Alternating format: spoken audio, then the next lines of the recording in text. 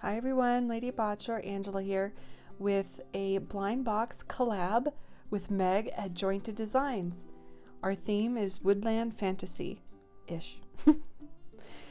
So this is the blind box opening, and if you want to skip down below, I will put the timestamp when the makeover actually starts. And I'm actually kind of glad I got the cowgirl because she was one of my least favorites in this series. So I'm really glad I got her because I could mod her as much as I wanted and not feel bad. So that's kind of my reasoning on that. So a few months ago I got with Meg on Instagram and I was like, hey, you want to do something?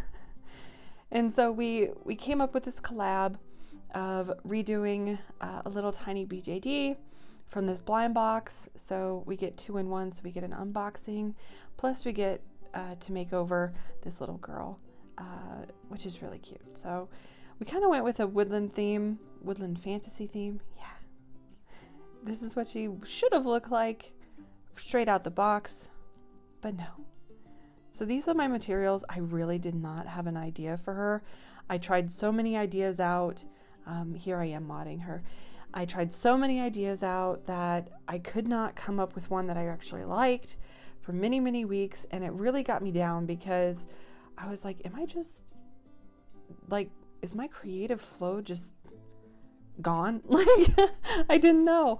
And this was right off of the Viking series, so I was like, did I just give all my creative juices to them and not have anything left over?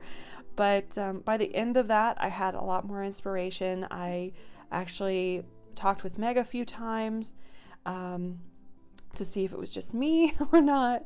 But no, we had some, real life things come up and just lack of inspiration to start this. And just the weather's been sucky and for where we both live, and for spraying the MSC and doing face ups and all that. And I kind of got a good streak right before a new cold patch hit. So I got my girl her face done. It was more simple, so it didn't take very long. So here we go. So I tore off her horn. I should have done a better job at filling up the hole where the horn was, but hindsight.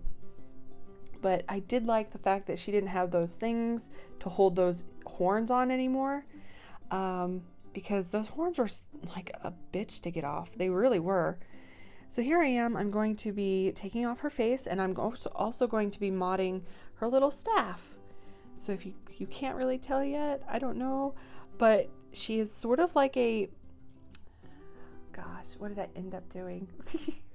Like I've been through so many things. Like I was like, oh, she's going to be a druid, and then she's going to be this, and she's going to be that, and they, all these ideas, and they just never flowed really well. So I was like, you know what?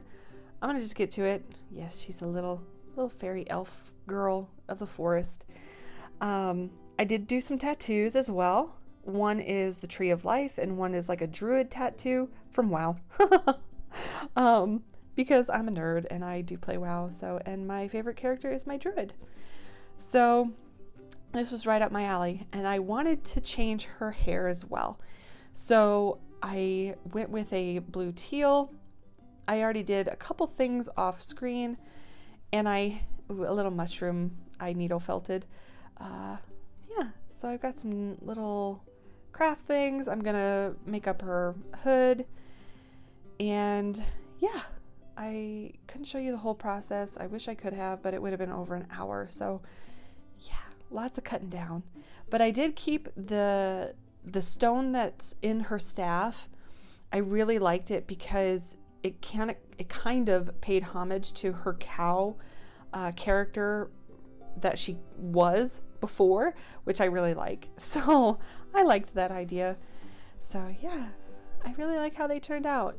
It's not too much, it's not too minimal. So yeah, her little hat goes over her ears, and yeah, her hair actually did have a bun I made with that poly plastic.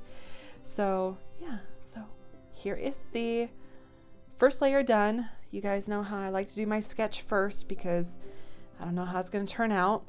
And yeah, I did have to redo it a couple times before I started with this one. So yeah, don't look at the ears. The ears will be done in a way that those things won't show. I did try to sand it. The plastic though, I don't know if I wasn't using a fine enough sand grit or not, but it just kind of feathered out almost like hair. It was really weird. So I don't know if this is actually sandable. Maybe I was just using the wrong sandpaper, so maybe mine wasn't just fine enough coarse. So if you do, please let me know if it works, because I just could not get it to work. But here I am. I'm actually trying to give her kind of a sweet look, but her face mold doesn't lend to that very well. So she seemed a little bit either harsh or a little sad. But she kind of just, you know, kind of a frowny face. But I don't know. I think it's more of a sweet look, more of a contemplative look than anything for this girl and her character. And speaking of her character, which I was doing before, and I got sidetracked, she is actually like a woodland fairy princess. I haven't done any princesses, I don't think. And I was like, you know what, I'm going to change it up a little bit. So I want her to be a little bit pretty, but I still want her to be kind of grungy as well, because she's in the forest, she's out picking mushrooms, and basically like she can, what I had in mind was that she could basically like hunker down in her little shawl wrap cloak thing that I had made her by wet felting. It wasn't that great, so I'm not going to show it to you. But Amy Peculiar has a great video, and I will link her below as well, about wet felting. So it was my first time. It was great. Second time, not so great. So I don't know how well I'm going to do that. But yes, so she could like hunker down and she could become part of the environment. So yeah, that was kind of my my idea of her being kind of grungy on the outside and really pretty on the inside, with her little dress and her little body armor, which is really colorful. So yeah, I of course Pearlex pigments. Is it Pearlex pigments?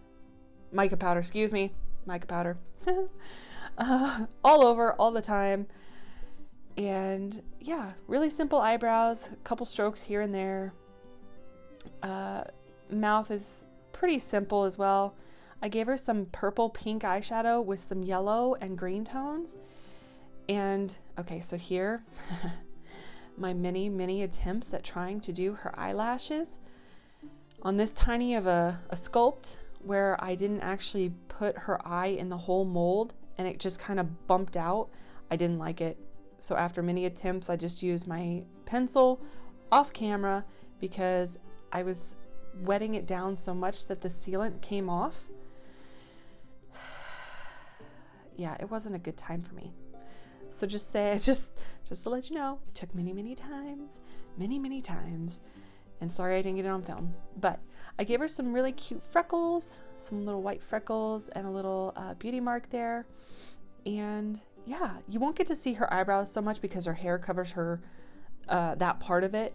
But I'm actually glad I did them this way. It took me a couple attempts because I wasn't sure what expression I wanted for her, because her sculpt was just really just sad, you know, like sad panda. So yeah, I think I did all right. I actually really liked her in the end, and here's why. This stuff right here.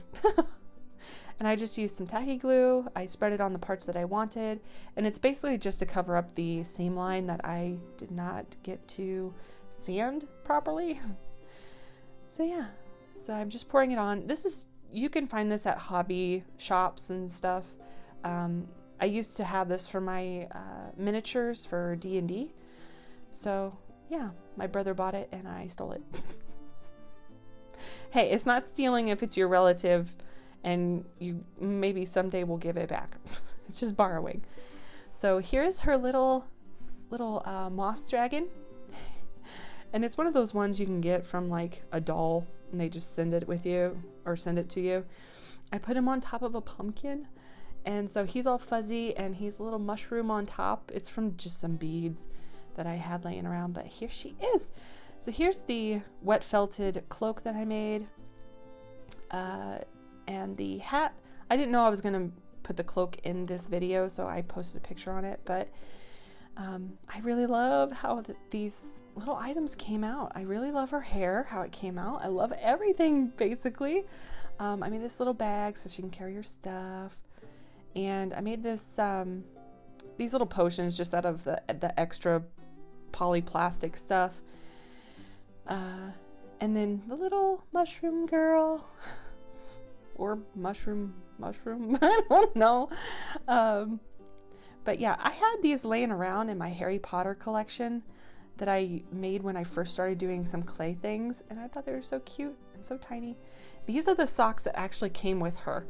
They were white, and I just put some watercolor on them, and this also is watercolor with a little bit of gold acrylic paint. This is also watercolor. This was a ribbon, and yeah, I just cut a little piece that went around her body, and it looks really, really good. As you see, I covered up her little spot, her little horn, with a little jewel and little ties for her bun, and all the little, he's got little toe beans.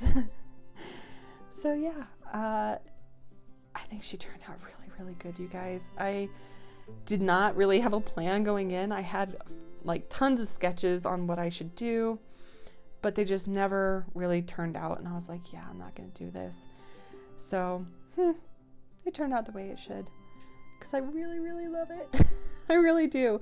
I was telling Meg that I just truly, so cute, so cute. Yeah, I didn't show you that I gave her a belt with a little book and a pencil as well, so.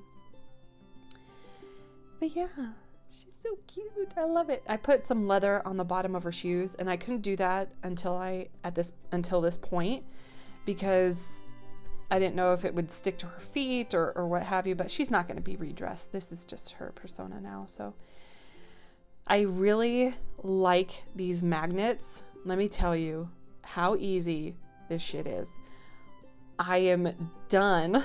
I really don't want to sew buttons anymore, because these are so easy. You just glue them on, and holy moly, they're as big as a button. So why not just do that? And it's so easy, and it's very inexpensive to get them from like Aliexpress or something. So I may link that below as well, where I got mine.